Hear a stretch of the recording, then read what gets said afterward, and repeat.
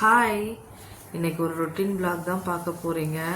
2 நாள் சேர்ந்தாம்பலம் எடுத்திருக்கேன். இது வந்து நைட் வந்து டின்னருக்கு என்ன பண்ணுறதுன்னு யோசிச்சிட்டே இருந்தேன். எனக்கு என்னவோ இந்த முட்டை கூடையை நான் காட்டிகிட்டே இருக்கேன். எனக்கு ரொம்ப பிடிச்சிருக்கு. அதனால் யாராவது கமெண்ட்டில் கேட்க மாட்டீங்களான்றதுனாலே காட்டுறேன்னா என்னன்னு தெரியல. நல்லா இருக்குது, பார்க்கவே அழகாக. ஒரு 20 எக்ஸு கிட்ட பிடிக்குதுங்க. அது 2 குக்கரில் வந்து ஒன்றுத்தில் வந்து பருப்பு கத்திரிக்காய் கொஜ்ஜுக்கு வச்சுருக்கேன், ஒன்றில் பொங்கல் வச்சுருக்கேன். இந்த டீ பாட் நான் வாங்கினேன், பட் ஆனால் எனக்கு யூஸே இல்லைங்க. எனக்கு க்ரீன் டீ போட்டு குடிக்கிறதுக்காக வாங்கினேன். அதில் அப்படியே ஃபில்டர்லாம் இருக்குல்ல, அதில் போட்டால் அப்படியே வரும்னு சொல்லிட்டு குறைஞ்சது 5 பேருக்கு நான் க்ரீன் டீ போட்டால் தான் அதில் போட முடியும்னு தெரிஞ்சிச்சு. வாங்கி வேஸ்ட்டுங்க. அமேசானில் தான் வாங்கியிருந்தேன். ஆனால் உண்மையிலே அது ஃபுல்லாக வேஸ்ட். எனக்கு அது என்ன பண்ணுறதுன்னு தெரியல, அப்படியே வச்சுருக்கேன். சரி, நெக்ஸ்ட் வந்து பலாப்பழம் வாங்கிட்டு வந்திருந்தாங்க. அந்த பலாப்பழம் வந்து சாப்பிட்டுட்டு அந்த சீடு இருக்கு இல்லையா, பலாக்கொட்டை, அதை எடுத்து வச்சுருக்கேன். அது வந்து உருளைக்கிழங்கு போட்டு ஒரு கறி பண்ணால் சூப்பராக இருக்கும். அப்போல்லாம் ஊரில் வந்து வில்லேஜ்லலாம் இதை வந்து அடுப்பு எரிக்கிற கறியில் அடுப்பு எரிய சொல்லியே கூட போட்டுடுவாங்க. அதை அழகாக சுட்டு சாப்பிடுவாங்க, செமையாக இருக்கும் பலாக்கொட்டையை சுட்டு சாப்பிட்றதுக்கு. இப்போ வந்து அது அவிச்சிட்டா கொஞ்சம் தோல் எடுக்கிறது தான் கொஞ்சம் கஷ்டமாக இருக்கும். அதுவே போய் பிச்சு பிச்சு கொஞ்சம் எடுத்துகிட்டு இருக்கேன். அது பழம் இப்போ சீசன் ஆரம்பிச்சிச்சு இல்லையா, ரொம்ப நல்ல ஸ்வீட். ஆனால் பழத்தில் சரி, அது எனக்கு வேஸ்ட்டு பண்ண மனசில்லை. ஏன்னா எனக்கு சின்ன வயசுலேருந்தே அது சாப்பிட்டு பழக்கம். இது கூட உருளைக்கிழங்கு பட்டாணி, நம்ம உருளைக்கிழங்கு வறுக்கிற மாதிரி பலாக்கொட்டை உருளைக்கிழங்கு வறுத்தா சூப்பராக இருக்கும். அது பண்ணுறதுக்கு தான் எடுத்து வச்சுருக்கேன். அதை நான் எடுத்தேன்னா ஷார்ட்ஸில் போடுறேன் பாருங்கள். ஏன்னா இப்போ சீசன் வரதால இதை தனியாக கூட விற்பாங்க பலாக்கொட்டையை அதுக்குன்ட்டே.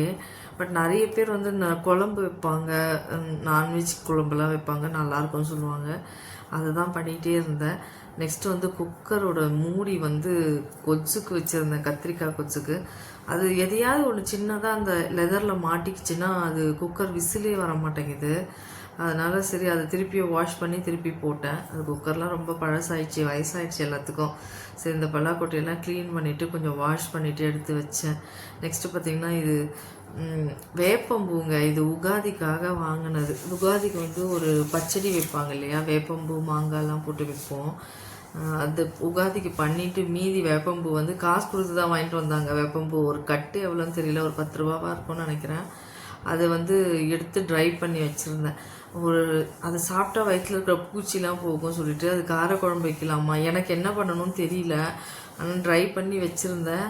அம்மா தான் சொன்னாங்க அதில் தொகையில் அரைக்கலாம், இல்லைன்னா காரக்குழம்பு வைக்கலாம்னு சொல்லியிருந்தாங்க. சரி, எதையா ஒன்று பண்ணுவோம், ஒன்றும் சாப்பிட்டா நல்லது. சும்மா தொகையில் மாதிரி அரைச்சிட்டு கூட கொஞ்சம் நம்ம சூடு சாதத்தில் கொஞ்சம் நெய் போட்டு பசஞ்சு சாப்பிட்டோம்னா வயிற்றில் இருக்கிற பூச்சிலாம் வந்துடும், வயிறு பிரச்சனையெல்லாம் கொஞ்சம் சரி பண்ணணும்னு சொன்னாங்க. அதனால தான் சரி பொங்கல் தாளிக்கலாம்னு சொல்லிட்டு கருவேப்பிலை, இஞ்சி இதெல்லாம் எடுத்து வச்சுட்டே இருந்தேன். ஆனால் ரொம்ப பெரிய விஷயம் பண்ணேன். பொங்கலுக்கு வந்து கொஜ்ஜுக்கு வந்து பாசிப்பருப்பு போட்டேன்னா அந்த ஞாபகத்தில் பொங்கலுக்கும் அரிசியும் பருப்பும் தான் போட்டிருக்கேன்னு சொல்லிட்டு குக்கரில் வச்சுட்டேன், உப்பெல்லாம் போட்டுட்டு.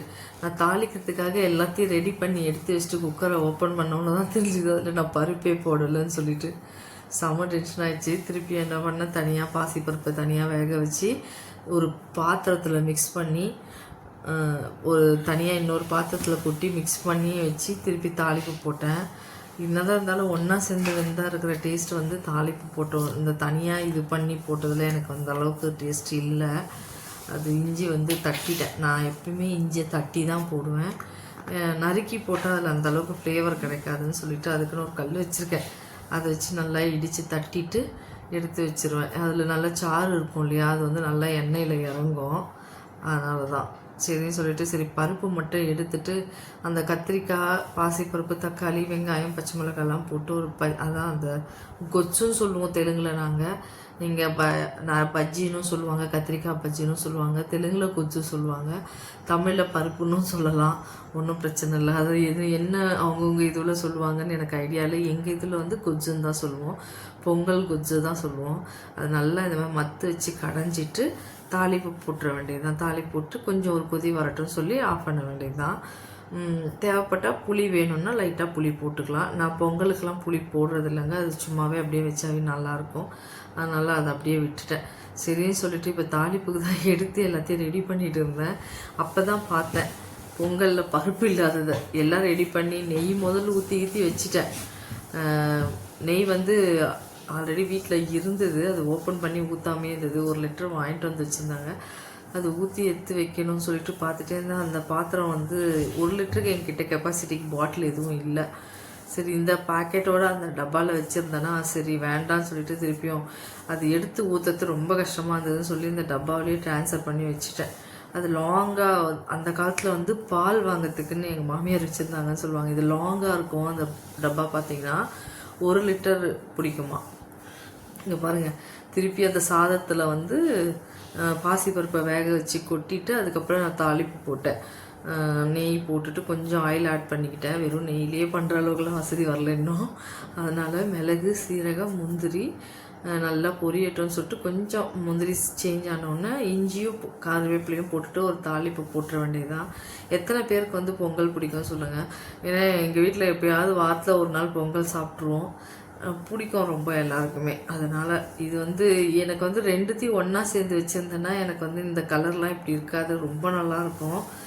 எனக்கு வந்து தனித்தனியாக ஆயிடுச்சு, வேறு வழி இல்லை, சாப்பிட்டு தான் ஆகணும்னு சொல்லிட்டு ஏதோ ஒன்று அட்ஜஸ்ட் பண்ணி சாப்பிட்டுட்டோம். நிறைய மீந்துருச்சுன்னு வச்சுக்கோங்க. அது என்ன வேஸ்ட் பண்ணுறதுன்னு தெரியல. அந்த டைமுக்கு வந்து அதில் வந்து அது 2 கலந்து வெந்ததுன்னா அதில் வந்து ஒரு ருசி கிடைக்குது. அந்த மாதிரி இல்லை, ஒரு மாதிரி தனித்தனியாக அவிச்சு கொட்டினதுனால எனக்கு வந்து அந்தளவுக்கு டேஸ்ட் கிடைக்கல. அதில் பொங்கல் மட்டும் ஒரு தாளிப்பை போட்டு விட்டுட்டு நெக்ஸ்ட்டு கொட்ஸுக்கும் வந்து ஒரு தாளிப்பை போட்டு வச்சுட்டேன். அவ்வளோதான். இந்த நைட் டின்னருக்காக இது பண்ணது. நைட் டின்னருக்கு பண்ணேன்னா கொஞ்சம் தூங்கலாம் இல்லையா, அதுக்காக பண்ணது. சாப்பிட்டா நல்லா தூக்கம் வரும் இல்லையா. பொங்கல் எப்பயாவது ஒரு நாளைக்கு பண்ணுவேன். அந்த மாதிரி சும்மா கருவேப்பிலையாக காஞ்ச மிளகாய் போட்டுட்டு ஒரு தாளிப்பு போட்டுட்டேன் கொஜ்ஜுக்கு. கொஞ்ச நேரம் அடுப்பில் வச்சு ஒரு கொதிக்கட்டும்னு சொல்லிட்டு இறக்கிட்டு சாப்பிட உட்காந்தாச்சு. அவ்வளோதான். சாப்பிட்டு முடிச்சுட்டு அன்னைக்கு நைட்டு வந்து நான் இந்த விலாக அப்படியே நிறுத்திட்டேன்.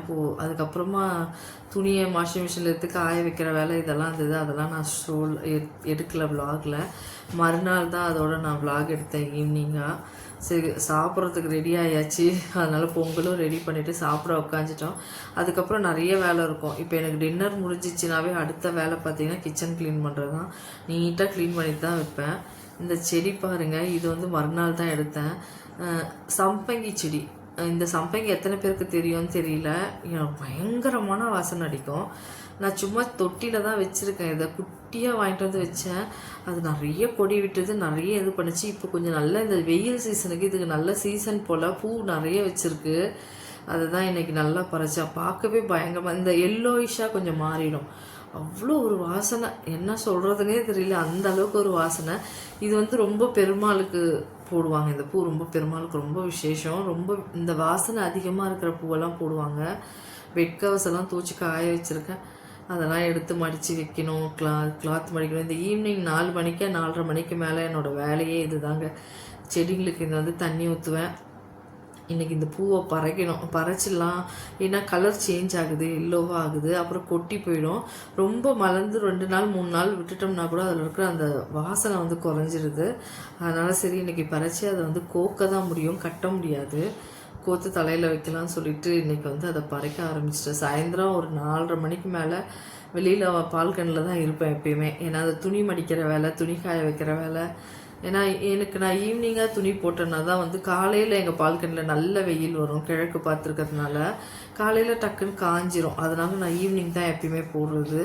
பூவெல்லாம் ஃபஸ்ட்டு பறிப்போம்னு சொல்லிட்டு பறித்தேன். ஏன்னா 2-3 நாளாகவே பறிக்கணும்னு சொல்லிட்டு பறிக்கல. அது வந்து ஒரு சின்ன செடி தான் வச்சேன். அது ஒரு நூலில் கட்டி மாட்டி விட்டால் அது என்ன அழகாக கொடி வச்சு நிறைய பூ வச்சுருக்கு. இப்போ இந்த சம்மருக்கு இன்றைக்கே வந்து எப்படி ஒரு 3/4 முழம் பூ கிட்ட வந்தது. பட் ஆனால் இருக்கிற மொட்டுலாம் பார்த்திங்கன்னா இன்னும் 2-3 முழம் பூக்கும் போல் அவ்வளோ மொட்டு இருக்குது. அது ஒரு பால்கனியில் ஒரு தொட்டியில் இருக்குது. அதுக்கு வந்து அந்தளவுக்கு சத்தெல்லாம் கூட பத்தாது. பட் ஆனால் பரவாயில்ல, எனக்கு ரொம்ப பிடிக்கும் அந்த பூ. அதனால் வாங்கிட்டு வந்து வச்சுருக்கேன்.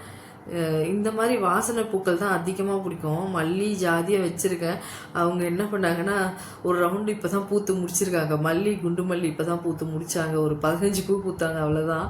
தொட்டியில் இருக்கிறதுனால அது எதுக்காக அவ்வளோ பெருசாக வளர மாட்டேங்குதுன்னு தெரியல.